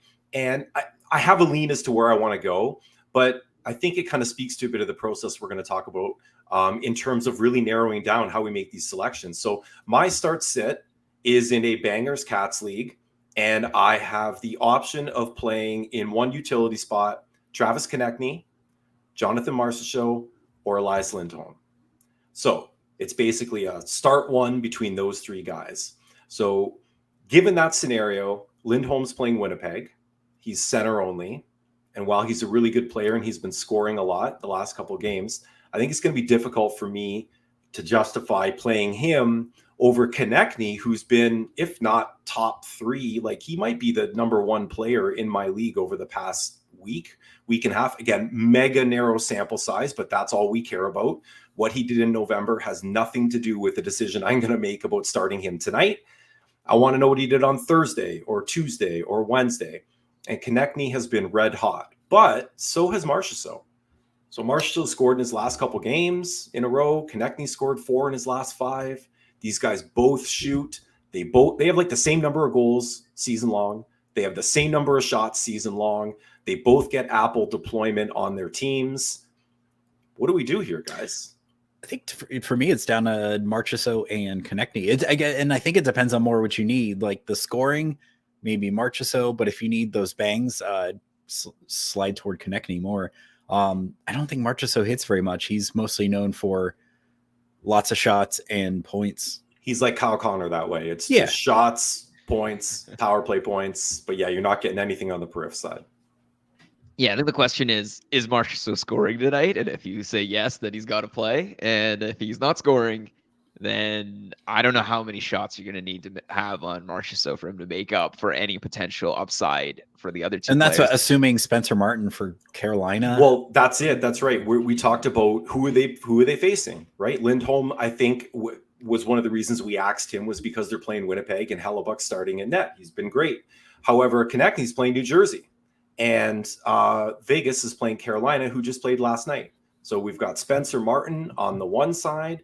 And who is New Jersey trotting out there? Vitek Vanacek is projected. Oh, if Vanacek's back, I see what I mean. Let's load up on Philly. But they're both terrible. Like every one of these, you could make the point for either one of these players. So we're into about our 5th filter here, and you could still pick either one of these guys. So I am going to go with the utmost of recency bias and start Travis Konechny. We're going to find out if that was the right choice to make based on what happens this afternoon and this evening. But yeah, I feel that was a really tricky one. Oh man, we got a couple coming in the chat here. First up, Todd, who would you start between Henrique, Huberdeau, and Goudreau, Standard Cats League? I think even my own league, Henrique was the bench for me. So I kind of between Goudreau and Huberdeau. I think we all kind of agreed Calgary might be the team to pick over Detroit. Agreed. Yeah, And I think that's Goudreau- where I'm leaning. Has Goudreau done anything lately? For me, I feel like it's Huberdeau, especially since it seems like Kuzmenko's gotten him going a little bit. I don't remember who mentioned it before. It might have been Matty K, but it was the idea of imagine, like, just think if there were 0 goals, 0 points. Like, think from periffs first and then work up from there. Periffs are kind of in some ways your floor, so to speak, right? Like, which of these 3 guys would give you value? So we know the free skater Goudreau is gone because he doesn't offer Well, anything actually, else he's to got ability. 6 and 5. I was gonna say 6 points in his last 5. Now that they're all surprised me. assists. So Peripherally. Yeah. Peripherally, he offers But nothing. he's not giving you hits and blocks, Goudreau. Right. But he's So he doesn't shooting give quite you a any bit lately. points, like peripherally, so to speak. Maybe I'm going to use different words. He doesn't offer value peripherally, so No. you need him to produce points through goals and assists in order for him to be giving you anything. But this is a standard Cats league, so that is already going to skew me off Goudreau. Huberdeau actually does stand opportunity to, I guess, skyrocket. I think Huberdeau's ceiling is the highest of all 3 But players. I don't think he hits much. I think he's more maybe shots, but mostly for points. the only guy that's Henrique, gonna, if anything, yeah. is the peripheral king. he might the give you a 3. few. That's right. And Henrique still has the opportunity and the upside for goals and assist production. But my issue with Henrique isn't he in and out of the lineup often? Is he in tonight? Yeah, he's playing tonight, but he hasn't really done much. I mean, over his last 2 games, he hasn't done anything. Couple shots, couple hits, no points. So Actually, again, Huberdeau's got a couple hits lately. that's not where much. I'm going. That's where I'm going here. I think we put a little bit of a stake in the ground tonight for Calgary. So when one of these players is in a really tight starts it, again, we're talking about an option between Columbus and Anaheim. I'm actually quite confidently playing Huberdeau here, even though I know he doesn't bring much on the periph side. All right, so Definitely next not one. a draw. We got Tim. Which one of these D would you sit today in a Cats league? Down around 10 in both shots and hits. So, okay, so he's mostly looking for shots and hits between Dahlin, McNabb, Carlson. I'm assuming John Carlson, Wallman, and Waugh. Would I sit? Yeah, maybe Waugh? maybe Wallman. Yeah, for the Kings. Well, Wallman's going to Yeah. give you the blocks. What does he say he's Jake down? Wallman. Shots and Up on goal hits. and hits. Dahlin's a must start. He's one of your studs. Just in terms, okay, so this is an unpopular one, but if you're just chasing shots on goals and hits, is that John Carlson's forte? I don't think so. I would say assists, Carlson hits. but John Carlson just assists, right? He just feeds it into the office for Ovi. A lot of these guys are big blockers. I mean, McNabb's perennially at the top of the league in blocks. Dahlin's going to give you all of them, so he's not even in this conversation. John Carlson's shooting a little bit. So I'd say That's right. Dahlin and Carlson are You're probably playing. your studs. You're playing them. Waugh to me is probably the sit. I just want to quantify that statement a little bit here before I just see what he's been doing. But over his last 3, like he doesn't bring much in any of these categories. Like maybe 1 shot, maybe a hit. He's Yeah, some certainly hits. Yeah, I think Waugh is the sit here, even just deployment wise. Yeah. Okay. Yeah, I can see that. And then, all right. So next, hey guys, or from Trevor, hey guys, need to decide between Svetch, Tuck, and Stützle today in a Bangers Cats. Ooh, that's actually a spicy one. Okay, Right? so you're not sitting Svetch in a Bangers Cats league, right?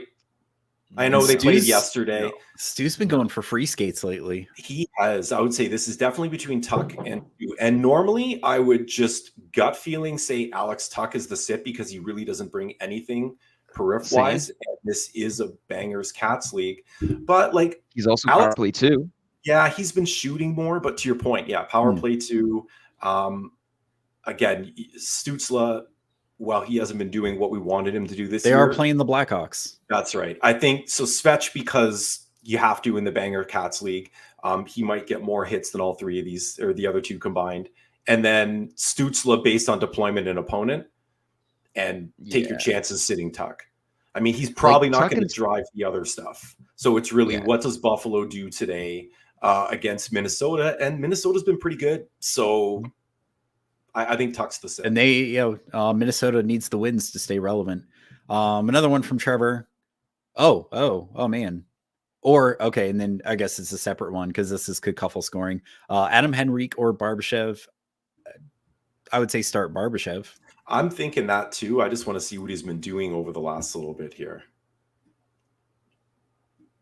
You know, when you got to scroll down the list to see like what the heck a player's done over the last little while, he's turned back into what we expected of him, which is he goes on hot streaks and then he'll have 3 or 4 games in a row where he shoots like once, gets no points, almost like he's invisible out there. So he's in one of those little funks right now where Henrique actually has been doing it. Again, just going back to who Vegas is playing today. Vegas is playing Vegas is playing. Here we are, Carolina. So we do like that matchup, right? With the backup goalie. Right. Even if pretty sure if Carolina gets crazy and starts Kochekov like both games, which center left deployment for Barbashev too, which I guess is the same as Henrique. I think he's center left or center right. Yeah. But again, one plays on Vegas, one plays on Anaheim. So I like Vegas's chances to hold the puck more in that game, to have more possession, take more shots. So I like Barbashev. Is Barbashev the line 1 power play 1 though? Because that's Henrique. That's my Barbashev. It goes the other way. Line right? 1 like, power play 2. Yeah, like with Henrique, if anything, it's there. He's gonna be playing most of the game without the puck, so that's immense value for all your perfs. And Henrique is the guy that is going to chase those perfs. So, and Anaheim's. Go ahead, Jay. I think floor wise, I think you just think again from if these guys get 0 goals, 0 assists, I probably want Adam Henrique because I trust him to get more perfs than Barbashev. The only problem is I think Adam Henrique is also far likely to get the goals and assists compared to Barbashev, and so it depends on how you think it's going to be. Vegas can slaughter opponents, but Vegas also wins some, 3-2, 4-2 empty netter goal games, right? Barbashev he's not exactly number 1. And they're playing Toronto, so you never know which version of Toronto you're going to get today.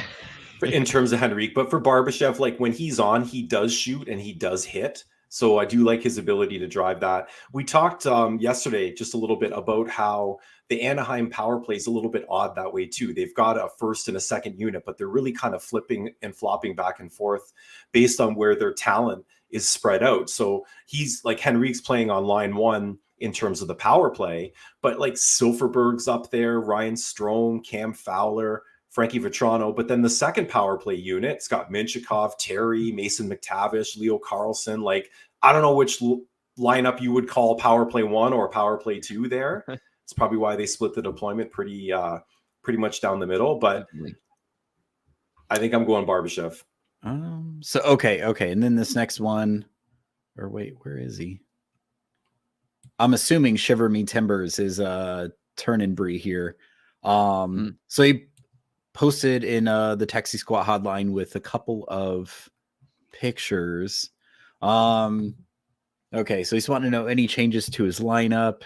Wanted to leave Bedard in IR so I could hold Schmaltz for tomorrow's game, or drop Schmaltz and release Arvidsson out of IR for his Sunday game.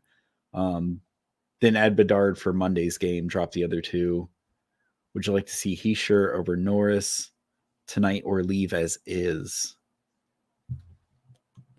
Okay, yeah, he's Shiver Me Timbers. We got to help people with this Nick Schmaltz addiction. I know, right? Well, I like his mean, idea of maximizing games, right? So if he's trying to maximize games, go with it, like 100%. You don't know what's going to happen. We laugh on Nick Schmaltz, and he could absolutely have another free skate tonight, or he's going to score a hattie because he still plays with Clayton Keller. We don't know. Like, right? I don't know. I almost 3 points in 10 games. Like he's so underwhelming. Like you're Yeah, go ahead, Alan. I was to say I almost like Arvidsson again, the Kings against the Penguins tomorrow, rather than Arizona against Colorado. And Arizona's been a good example this week of maximizing games over a longer period of time is certainly the strategy to take in fantasy leagues, but that doesn't mean that you're not going to get those 4 great off night games and the entire team shits the bed.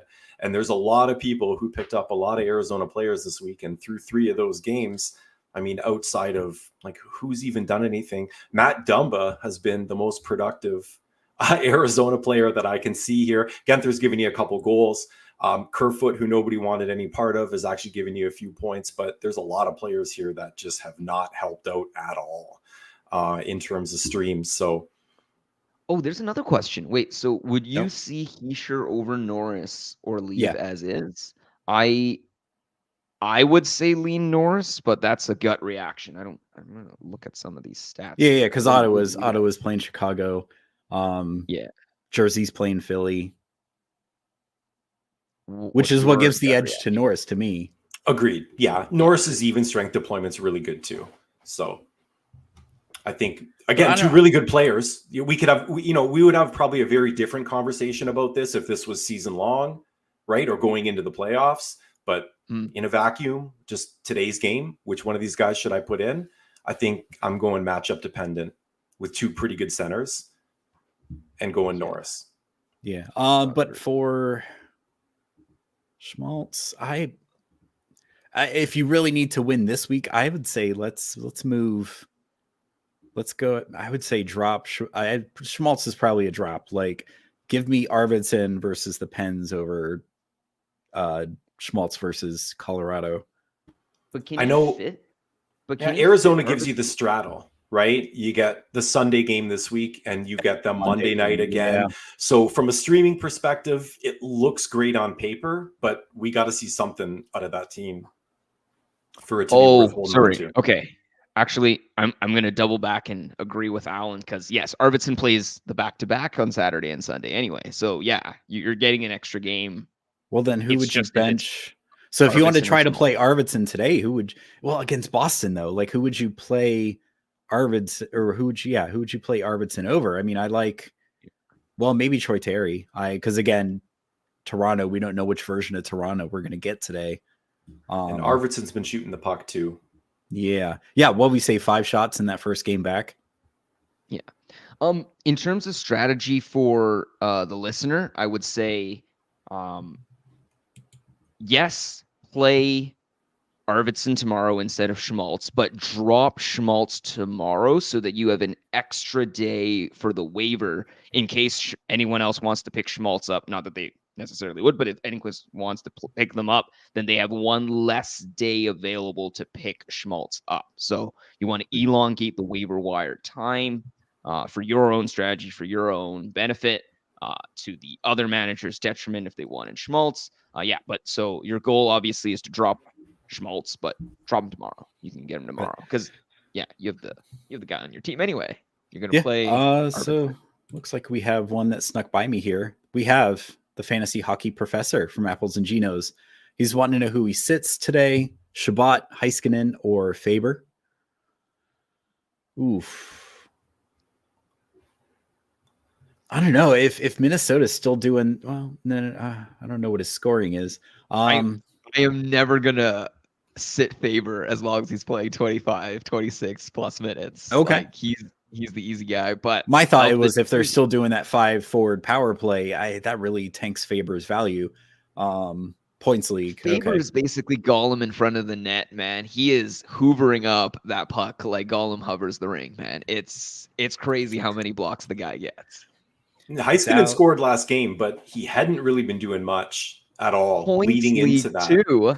That's the thing. Definitely Faber. Oh my goodness. Yeah. I feel like definitely Faber. Shabbat is in because they're playing Chicago, and he's been playing well lately. I think he's still getting that top power play. Blocks, not hits.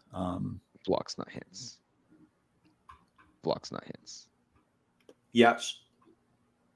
So absolutely, I think you can't sit Faber. So Faber's going to be in.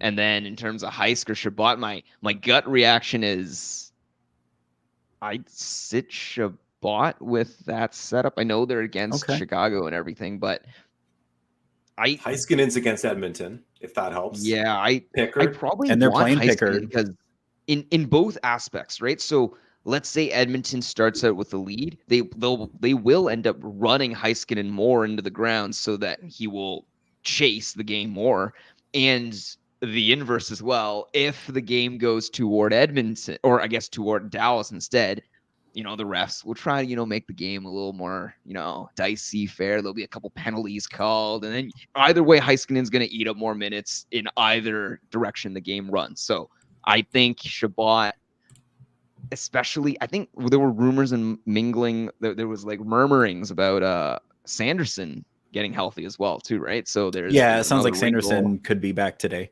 I don't know if that automatically slots him into power play 1.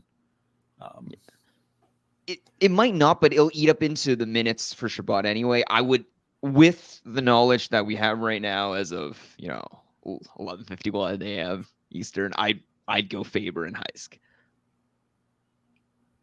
Yeah, I'm inclined to do that. I think you can make a really solid business case for all three of these guys, which is probably why you're putting the question in the chat, because it's a really difficult choice. I've actually leaned the hardest on sitting Heiskanen. And I think at the beginning of the year that would sound crazy, but in a 1-game vacuum here, Faber against Buffalo and whatever the hell is happening in their net, and he does block, and he's been taking shots, and he's involved in their power play and everything. That's great. And Shabbat does the exact same thing. So I might have an unpopular opinion here, but I'm going to sit Heiskanen. He's been consistently underwhelming people for most of the year. And based on the information that was given to us around shots and blocks being specifically important, I think that gives a bump to Shabbat and to Faber. So 3 great players, very difficult choice, and Heiskanen could outscore both of them. But I think I might sit Heiskanen here. This is super difficult. I didn't realize just how hard it was. Shabbat got 27 minutes last game with he 5 eats minutes. power play minutes. My goodness.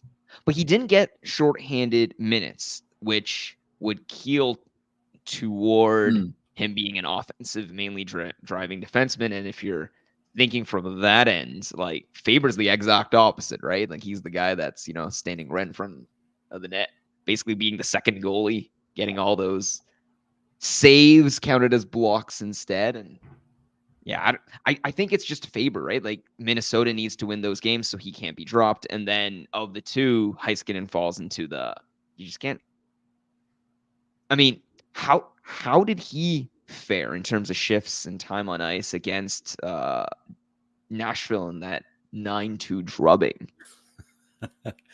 Oh man, like did he get his minutes? I forgot about that already. Down? Well, too, like Minnesota's won 5 straight. And Buffalo is not exactly a daunting opponent, even with UPL behind the net. He was a little bit banged up. This is his return, if I'm not mistaken, right? After being kind of out this week, based on what we talked about earlier in the week in the shows. So, I mean, UPL is coming back. I guess that gives Buffalo a fighting chance. But I think Minnesota's kind of finding a little bit of a gear here. Faber is a big part of that. So, to me, Faber's playing, and it's between, again, this is 1 game. Season long, we're having a different conversation. But, yeah, tough one, but I'm sitting Heisk. Yeah, 21-20 looks like he got. Wow. He got less minutes than all defensemen aside from Lundqvist, who got a minute and a half. And didn't he lead that game too? Yeah. Like, so Heisk would have gotten the least minutes of everyone else. Heiskanen had one of their goals, though. Yeah, he did get a goal. He's the only defenseman to get a goal, actually. It's a tough decision, 100%. But I second the start Shabbat in Faber. Yeah, for deployment and minutes and minute munching purposes, yeah, it's Heisk is not getting most of the minutes comparatively. I think no one else in chat. Probably last one for the show. Do we want to go back to Discord? One last one in the start sit. Oh, we hit Shiver Me Timbers already. Yeah, from Shiver. Well, I think this is a different, or slightly different one. Norris Jenner. Different yeah, bench 2. Where is Norris versus in the starter bench. Bench 2, Norris at Chicago, Jenner at San Jose, Heischer at Philly, Stutzla at Chicago. Dang it. Bench 2. I'm almost of the mind, like, don't play both Senators. Yeah, you can't. I don't think you can play both yeah. Senators. So or we you talk could about how double good Boone down looked. on the Senators. No. It's just Right. you Who gotta you playing? diversify your holdings, man. Wu-Tang That's right, Financial. 100%. Globally diversified ETFs. That's what we're talking here. So we do have some scoring here for shots, hits, blocks actually are quite good, power play points, and shorthanded points. Well, so for me, Heischer, if he's not getting you the points, he really doesn't get you anything. That's right. Against Philly, I feel like he's one of the sits. And then one of the Ottawa guys, and I think in a vacuum, you have to place Stutzla over Norris. Yeah, I agree. With the periph count, with the periph stuff counting. Like we said, Stutz has been enough free skates lately. I almost want to go Norris, but yeah, my advice is definitely don't try to play both Senators, because if Mrazek stands on his head and the Senators get shut out, then, well, you had two guys who did nothing for you. Jenner's got to be. Oh, Jenner's a start, 100%. He's definitely a start, especially with Bangers weights. So the other guy we'd want to start would be. I mean, the other underrated stat is just who are they playing together with, right? Like, Heischer's got Jack Hughes. I mean, is he on the line of Jack Hughes? I thought Heischer was the line 2 center. I might be mixing up either their power play 1 setup or it might be the one where they don't get line 1 together. No, Heischer's on line 1 with New Jersey, but it's with Bratt and Andre Palat. Got you. Okay. And he does play power play 1 as well for New Jersey. Yeah, but I think in that we want to isolate we have to overweight things like how bad the opponent is today and things like that, because it's only a 1-game sample size. I think we have to go with one of those players from Ottawa. I would lean Stutzla just based on the periph coverage, hoping that he kind of delivers, even like you said, if it's not a lot of points, like maybe he does drive a bunch of shots and peripherals for you. So I think, and we mentioned you have to play Boone. So for me, it would be Jenner and it would be Stutzla. To start. But you could convince that you would start. And you could convince me to potentially to start Norris over Stutzla, depending on how spicy you want to be. I'm just gonna bench Ottawa and see what happens. I mean, that's also not a bad strategy too, because now again you're playing 2 diverse players. You're not putting all your bags in Sens basket. If this was like a DFS type thing and we were looking at a bit of a trap scenario, like that to me would be the perfect one. Everybody's going to load up on Ottawa Senators today. I want the other side of that boat entirely. Right. Oh shoot! So there was a new question, and they said the points league counts blocks but not hits. Well, this is separate, I guess, from Fantasy Hockey Professor. Kempe or Boone today? Points league, blocks, no hits. But he was the same. Earlier the Shabbat Heiskin in favor. Right? About Shabbat Heiskin favor. Yeah.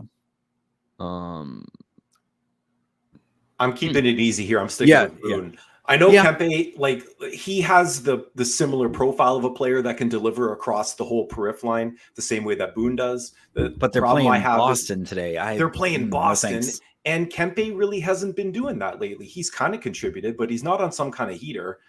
We just told you what Boone's been doing over the past week, so I think you got to stay hot with Boone Jenner. Yeah. I have both Kempe and Jenner in different leagues, and I'm way more excited about Jenner. So yeah, Kempe's got to sit. Okay. Well, I think we got like less than a minute left here, guys. I think that's gonna wrap it. Again, thanks to everyone for popping in, throwing your questions at us. We're gonna be doing this every Saturday, 11 to noon, unless there's an earlier game, and then we'll make sure to announce that in the Discord. And again, we're all on Twitter/X. Our handles have been in the corner of our picture there. Good luck, everyone, and we'll talk at you later.